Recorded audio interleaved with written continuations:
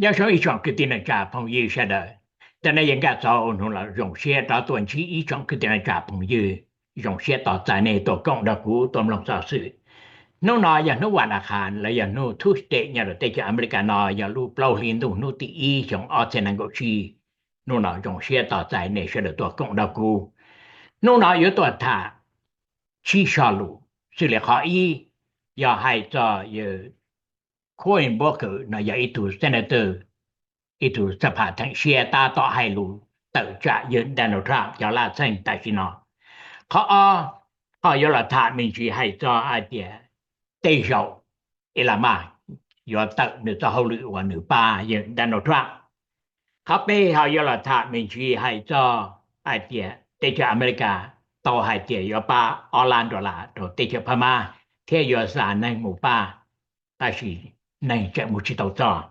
khắp lâu hay có là hay cho hay thì trong tây trời European Union, theo tây trời Canada,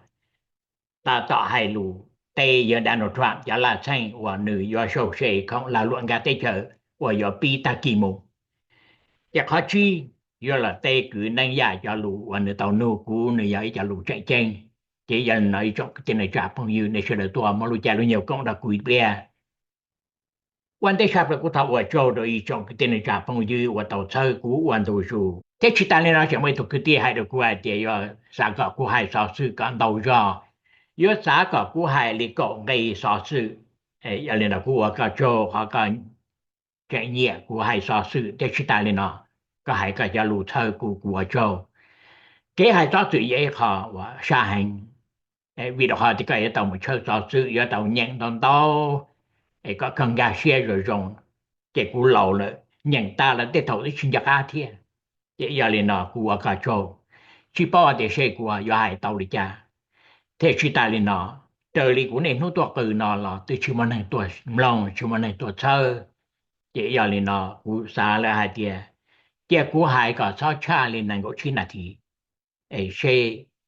có lúc cha lúc nhiều lúc lên đó xe đời họ bấm lòng ta nằm mà cú xa lên đó chế giờ này nó ý trong cái tên này chả không nhiều sẽ đời cú lạ nên nó tuổi cử sư từ chỉ mà nên tuổi châu nó tỏ cái nhục họ giờ plau bùa lên tôm long sư chế giờ này nó cú là hai tia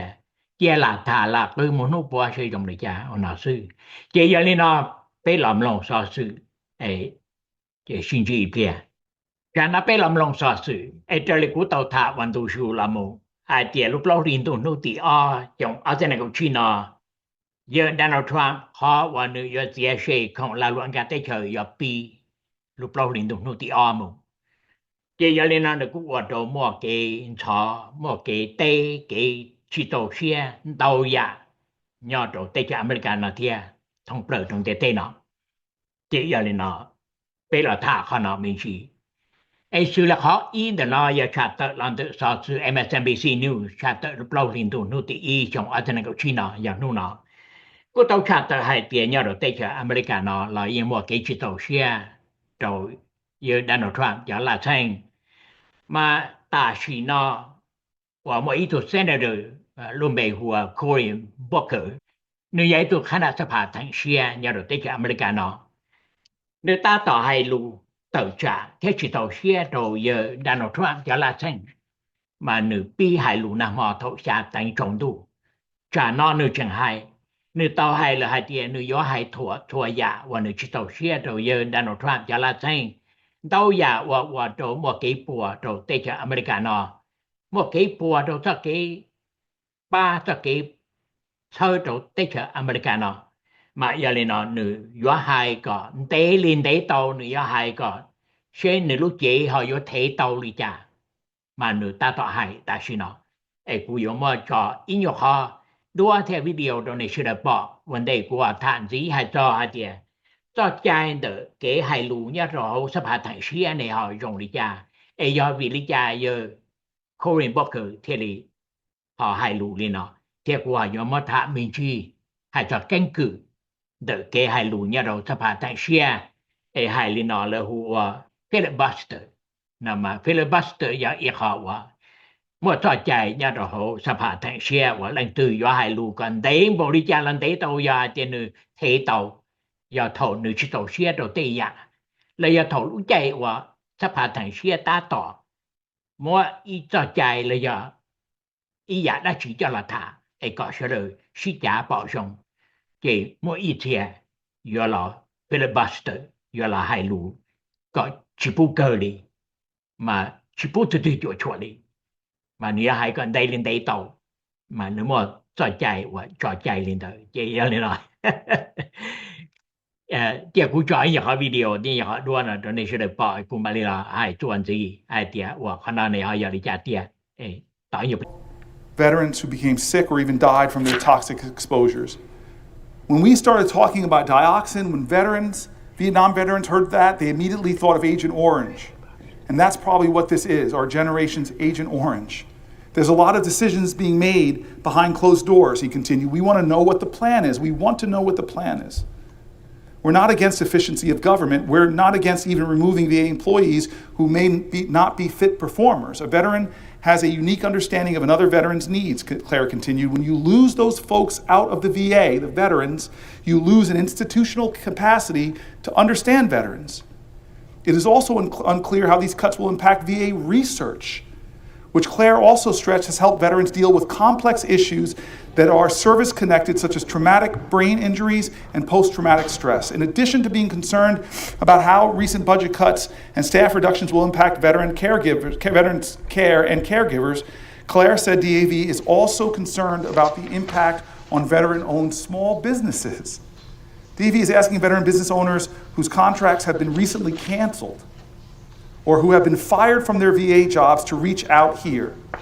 DAV is actively keeping a list of veterans negatively affected by the Trump administration's cuts and plans on fighting for them in the weeks and months to come. And those lists that they're keeping are getting longer and longer and longer of people affected by this. So to answer your question, it's absurd, it is offensive, it's ready, fire, aim. Tens of thousands of veterans laid off, veterans who do business and work in contracts ended. Why is this another group that the President of the United States is scaring? Frightened veterans, angry veterans. I'm hearing from them in my state. You know you're hearing them from yours. Vậy trở nên nó nửa hai luôn đời. Anh nửa thứ hai năm họ tổ xa tánh lọ lợi. Mà nửa hai tao giả ta mạnh sự thành đời. Giờ tổ thần đang ở thoáng. Cho là thành ta xin nó. Mà ta xin nó nửa hai cho cú tu trò. Ai cú trò họ nửa hai cho cú tu trò nửa hai đầy lòng ta xì. Cú trò mê sư. Mà nửa hai cho cú tu trò. Và mù và trò. Ai xa mù và trò nhà rộng đẹp tế nó. Một trâu lọ, một trâu trò nhẹ, một trâu đầu giả kế nhua xe. Ai trả nó lỡ lọ, sò. Lỡ chỉ tàu chạy kế ba trời lệ họ. Lỡ chỉ nhỏ ở tàu chạy. Lỡ mùa mò. Lỡ ở lọ và lạ và lụa. Lọ lỡ chỉ tàu chạy kế ba. Giờ tụ tuột thơ đã chỉ tụ president đã chỉ dụ vào đồ nành trai. Nành du, nành chỉ đâu. Nó mà nửa tàu hai lên thôi. Nửa hai tàu giãn. Nửa hai tàu cá mò kênh kênh lửa giả. Đã chỉ cụ trọ lù lù lên nó chứ. Chỉ giờ lên nó nửa cho chạy nhá rồi hô sắp hạ thành xe mà. Giờ thầu lấy là một sĩ trả ít trái chạy từ nó chỉ ít tụ nành từ giờ thì nửa tua dạng giờ là một hai thua giả ấy. Gọi chỉ bố nành chùa nửa. Chỉ bố nành tiền nửa chỉ một hôm nam nửa chỉ. Và nó chỉ hậu lên ta, nửa thả lên ta. Nó mà ở chỗ họ trái chạy nó chỉ là tua. Ở chỗ lúc trong xa la, trong sĩ thả nó chỉ là tua trò chơi. Lỡ mà cho chạy rộng lên đó. Chỉ giờ này thì cũng mất thả cánh cử mình gì. Thì cánh cử và cho thản đầy sắp lợi. Nếu mà cho thả lũ thì chỉ có chạy. Cũng cho thản thì cho thản đầy sắp lợi. Mà nếu mà ý tù, giờ lúc bây giờ quên mua. Nó nửa hai thổi trong ít thế cho của chỉ cho bên đời. Mà nửa hai cho lũ đời. Nành gỗ ở sơ mông. Thế nành gỗ trôn là gì? Nành gỗ ở sơ mông. Thế nành gỗ trôn là gì? Nửa hai đầy bộ nên chỉ so đi. Chả nó mà ý tù và hai đầy khắp lời. Mà giờ hai thổi trong ít thế cho của chỉ cho xa. Mà nửa hai nành gỗ lâu sơ mông. Thế gỗ gì là gì? Chỉ giờ nên nó giờ khối bó cử. Chỉ bỏ thì trên này hai đầy bộ đi chẳng. Mà nửa tàu trả chua giả. 我有多头南路船我但是呢你家拉成但是呢这要领导我他们去看到我给可以好么好这都不是的这看到节目还领导แต่เราสอสื่อเขาอ้อนตอนนี้ชาติเราจะสอสื่อ political ที่สอสื่อ MSNBC News กูต้องชาติอาจจะตีโชว์เยอะอีลามาอยู่จอเจนจะหัวหรือวันหนึ่งป้าดันโนทรัมป์那么对手也要录取领导大见你要找在后人的 J 你在后人跌了mà giờ Donald Trump của tàu hai tia nữ giờ trò chơi nữ 我后人都上行的，但是你莫一路多差老行，我你也没晒，你也没太早，这要你呢，你找找后人的这，去打你呢，好你我爹你找后人的，你到做嘢做对着อเมริกา呢，差人的一多钟，这里路อเมริกา1.3 trillion，要一多钟。那么你是 billion 没有一种1 trillion 没有一多种也要1.8 trillion 要捏我你到做你到车到你到做到这个อเมริกาเนาะ但是到所是กูให้เดีย看到大事到呀我你莫叫来ให้เดีย我到你做到捏到这个อเมริกาเนาะ但是呢讲去到莫把头去到莫当到去到莫把头你主要很久还领导是买去报海的我考虑做到年度这个อเมริกาเนาะ要做到บริจาคเดีย那么做海领导这要领导还做好呢对手กู保持到这些伊拉马我yuav到了去到但是กูมัวนั่งขี่หันมัวนั่งเดินขบวนจ้องหันต่อจ่าเยอะดันโนทรัมป์จะลาเซนที่ต่อจ่าเยอะ伊拉马结果我找呀多美剧中那些的报。 Against Trump and Musk, like this big one in Kansas City, Missouri on Saturday. People in Kansas City marched about a mile from downtown Kansas City to Union Station. Then they masked at the lawn of the National World War I Museum and Memorial. The same day in Salt Lake City, Utah, people stood up for the trans community at the Utah State Capitol in Salt Lake City on Saturday. On Sunday, there was a really big, look at this, really big show of strength and support for immigrants and against Trump. This was Dallas, Texas. Marchers started at the Cathedral of Our Lady of Guadalupe.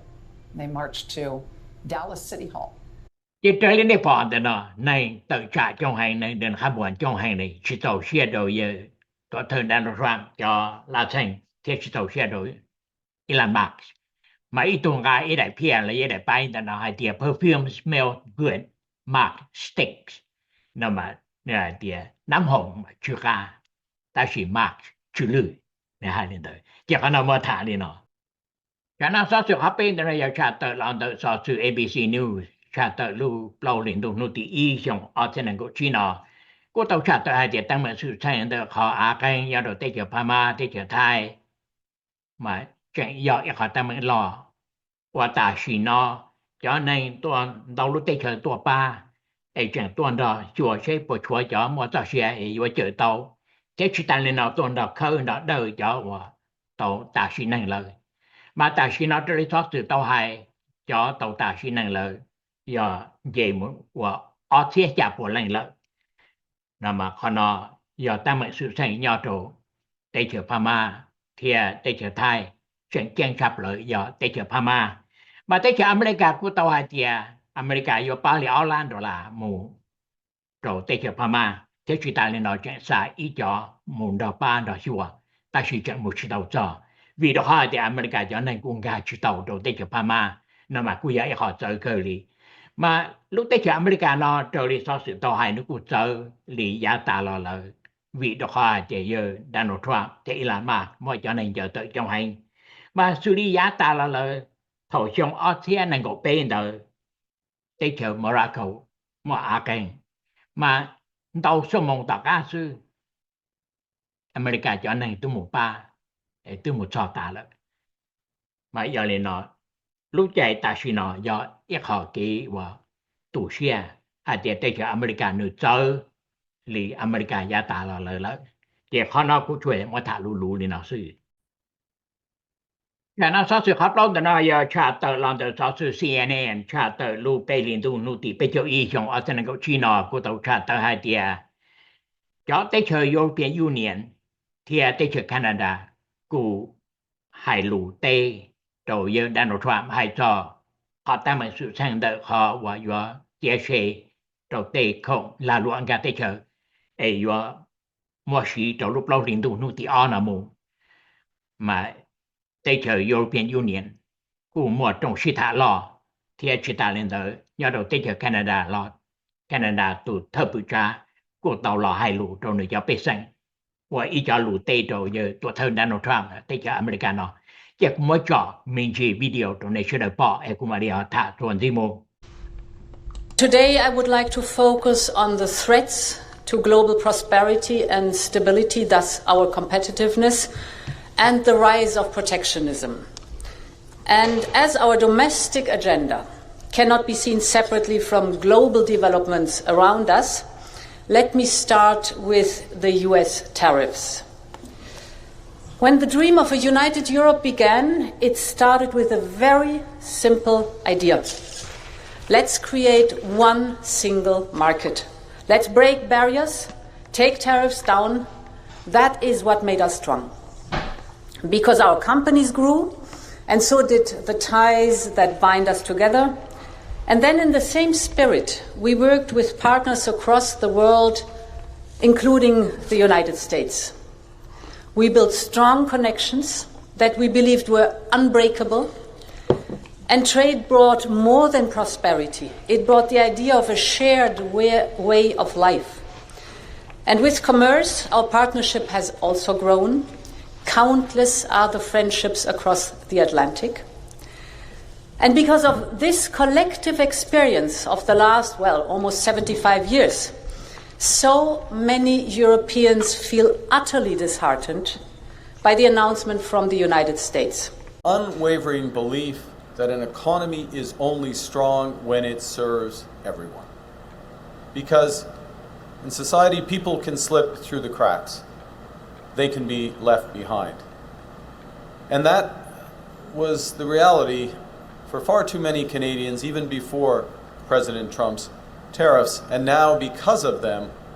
many more Canadians are at risk. President Trump is in the process of trying to fundamentally restructure the US economy, and that means that our economy here needs to change dramatically as well. And as I made clear to President Trump in our call last week, I will reject all attempts to weaken Canada, all attempts to wear us down. Cả nó này bọn đó nó do tụi bọn này do tụi thơ đợi cộng hòa European Union này của hai tia ít chữ bên trong hai tia chỉ thao mua tây giả hậu bên lúc tây chờ chạy để tây nó bên trong hai tia để tây nó thì bên do chủ và hậu lựa kế mà bên trong họ nó bên cho cái là cái lụa cho cái mua nhia cho cái tàu nó tàu hậu do trong lúc để tây nó làm được bên cho cái là cái lụa và bây giờ nền tây chờ nhờ đầu xa Europe nó và lạc và lụa là để hiện sự Atlantic một đầu tây chờ America họ nói giờ họ bên chân hạt địa giờ cho cái sự cộng tệ giờ họ và bây số tụ giờ mà cho cái dân trả tại vì bây có tụ xe cơ và nó giờ lũ cha tới làm được tuổi thơ Donald Trump tây chờ America để có tàu hai lên đây họ tụ thấp bự trả tới chờ Canada của hai tia bây lúc tới chờ bên trên cho cái shippa cho cái và ba cho tỏ nhẹ ba chỉ tàu tụ khen bên trên lên đây ta chuyện chiến chấp lời giờ làm được cho cái là cái lúa cái ship sơ cái ship công tệ mà bây họ cái tàu ship công tệ là ít sự là một là cho đâu ta xin nó và giờ tuổi thơ Donald Trump tới cho America tàu mua cho cái tự xe hạt tiền lời giờ lòng lời cho cái và lại và luôn chỉ giờ liền nó bây giờ đầu tới cho Canada chơi bây giờ tàu lòng tiền thì giờ hạt tiền bây chỉ lòng tới rồi America giờ lòng trời để họ lời nhẹ lời và mà giờ này là thầu cú tông đó giờ đang nó thoáng thả nửa hai nửa quay nửa cho lũ mà cú reject nửa lúc chú ý và nửa qua ấy và có tới chờ Canada nó có cái khẩu rõ cú reject lo lũ reject mà cú chỉ có thể sẽ lo lũ không hài đi chả hai tia chỉ lành lo giờ lo lũ có cái thầu lo lũ hai tia chỉ nhẹ lo giờ chỉ trái lo giờ lo lũ dùng để chúng mới rõ rồi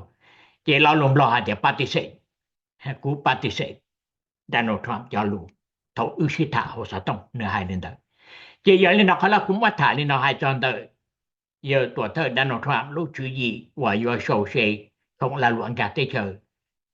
xử lý lúc lâu liên tục nó thì ở nào một hoạt động này để tên đó cũng mua cái tàu trả một cái chỉ tàu xe mua cho lũ và chỉ tàu xe chỉ giờ lên nó mua khó nào thả lên nó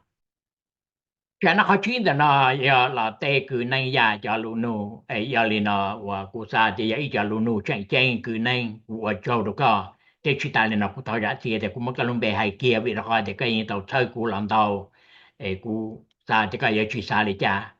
mà cứ này cho lũ nô giờ tiền thì cụ giờ ta cái mua họ YouTube cho là sai chỉ mà lên nhận cho lũ và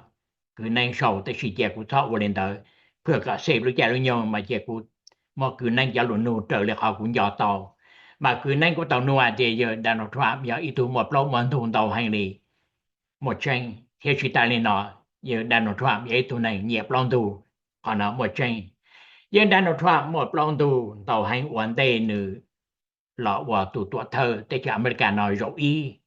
แต่สิทอรู้ใจหนึ่งหล่อว่าแต่จะอเมริกันตัวเธอรู้อีเด้อchị nữ giờ một lon tù tàu dài tàu họp lon tù giờ nữ tục hành tàu họp lon tù giờ chuột rồi nữ thao lử và nữ và chỉ trở cho chạy nhà rồi tới cái America nó nữ thâu cho chạy chị giờ đi nó mua thả trở đi nó giáo hậu lử và nữ và rồi tới cái America nó thâu cho chạy chị giờ bây giờ America thế giờ ngày lon tù tới mà giờ lúc họ bảo chữ phụ cho cái nhà dân là giờ Justice Department nhà đầu tiên cho Americano là giờ họ bảo chữ phụ cái nhà dân mà lỡ mà cho lawyer cho thanh nàyความlỡ một số chuyện đã nữ chỉ tàu thế đã xử lý cho nó giờ ít phần đó cho này và hậu lực đầu tiên cho Americano tí thái nữ cho hậu lực và nữ và đầu public là giờ đầu tiên cho Americano chỉ cho nó nữ chỉ tàu thế但是họ là hai cho thầu lúc chạy và nữ chỉ tàu là và tụ thơ tới cho America nó rồi y nữ mua plong tụ hai cho cái và là loạn chỉ trở chạy nhờ tụ New York cho nó nữ rồi chủ thể nữ mà chỉ cũng mà thả cho nó xử lý cho nó mà thầu nữ là chuột chuột đặc can มืองnhờ tụ tới cho America nó chỉ mua y cho bê sảnh và chơi ngà nữ cho nó vô tuổi dần thể nữ tên nông lý mà nhớ rồi cho Republican thế cho Democrat mà lỡ mọ committee chỉ cho Republican lúc committee vàการเมืองเดิมmà do Republican National Committee là do RNC mà lúc committee nó sâu nhiên được biết rằng thơ ngà rồi tất cảการเมืองchỉ ít cho để cho nhiên nó lỡ cũng mới cho là thể giờ Donald Trump cho nông lý được cái blockade tuต่อการเดินนึกกุมันเตาอย่าว่าต่อการนึกชีว่าตัวเธอเนี่ยเราได้เจออเมริกันนั่นแหละเจนึกกูมั่วเขาว่านึกว่าอีลูกกงหอแล้วหัวเจอซูเปอร์แพคลูกซูเปอร์แพคนั่นไม่ยาอีจอนนึงว่าเนี่ยการมองอะไรอย่างเชิงอาการมองเจแล้วกูมั่วเนี่ย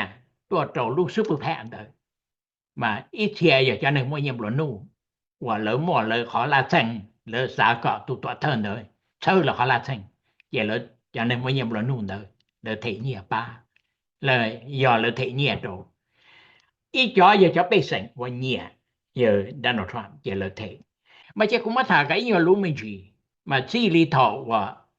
trả lúc super PAC là giờ lúc còn hỏng đời thọ dùng ở trên năng của bên đời mà lúc chạy đời là sầu cho nhẹ đời mà lỡ mua cho nhẹ cho là thể giờ Donald Trump cho ngày plong tù tan thò giờ trổ chỗ lan rồi là cho nó giờ cho super PAC giờ cho nên của có một hai lỡ có lỡ thơ nga một lon tu lỡ có lỡ thơ chỉ linh lỡ chỉ lỡ tu do là và nọ và chữ và tu tọa thơ chỉ do nên nó chỉ có lỡ do chủ thơ vậy lỡ xả nhẹ tua vậy ý cho nhẹ đời do cho là thơ đầu giờ Donald Trump một họ super PAC hay tiệt Save America nằm mà giờ chợ America giờ Donald Trump lúc chữ gì và mua hai trò nữ cho nên và thơ nữ nên hai tiệt lúc chữ gì chợ America chỉ giờ nên nói cho nên nó giới chủ thơ này trong lên đó chỉ khó nói giờ khó và phần đời nương địa tu và nương tàu và sầu ra chạy để cho nên ở giới chủ thơ nữ có nửa lọ và tàu tụ tụ thơ tại cho America nó chỉ super PAC mà giờ ít cộng hòa cảm ơn trả nó nửa họ lọ và tụ thơ tại cho America nó rồi nó tại vì nó lúc chạy nó ấy một lòng thùng tàu hành tại vì nó trả lên đó ít buồn trong lâu và cho sánh để cho nên cộng hòa ấy phong nữ chỉ tàu xe rồi nữ cho là thành đời mà giờ Donald Trump và nữ cho hậu lượng đời trở liền nữ giờ tụ thơ tại cho America cho hậu lượng đời giờ nữ và trâu tại cho America chỉ giờ liên nó nữ chỉ tàu thể cho gây plong thùng đời cho gây và món địa cho cứ chế tiếp lâu là tí giả nữ chỉ tàu thể cho gây và địa cho cứ lý cho là nữ chỉ tàu thể vì đó hay để cho cứ lý cho đời giờ và hậu lượng trâu Department of Justice là giờ hai tiệp họ bầu bùi tráiใช่สักกี่ตัวเจเลยอยากเกณฑ์อย่างนี้ที่จะอเมริกันเนาะที่จอเดิมเริ่มว่าจอคือลิชอจงหันที่จอคือลิชอเดิมเฉยเจเยอะตัวเธอดันโนทรัมมาหนึ่งตรงนี้เด้อเจอย่างนี้เนาะกุ้งว่าถ่ายนี่เนาะก็ว่าเป็นเรื่องของการเสียหายเนี่ยตัวที่จะอเมริกันเนาะหนึ่งตรงนี้จ้าไอ้สุริเตตัวเธอเนี่ยละว่าเอาลือเจเนี่ยกูชิมว่าปล้องมันถูแต่ชีตรงนี้ดันโนทรัมเนี่ยมันปล้องถูต่อหันดิมาจอจะโจปัวล้านดอลลาร์ซึ่งไอ้เจ้าเราเทตั้งแต่สุดท้ายเตะเปล่าเต็มตัวเนาะมาตรงนี้ต่อให้ดีมายอเปเซนอเมริกาเทยอเดี๋ยวจะหาเรื่องเดิมว่าเข้าใจไอ้ว่าจียอเลยครับต่อใจต่อให้ต่อตั้งใจเจมันเนี่ยว่าเปล่าวันทูโตเจยอเปเซนอเมริกาเทเจยอเลยเนาะ这古传也冇係你嗱最重點嚟講朋友出來，或者這些點嚟出來照顧完讀書，被要其他是教完讀書冇，古話做到你出來，他個出來專注給大家一種，並唔係先知道。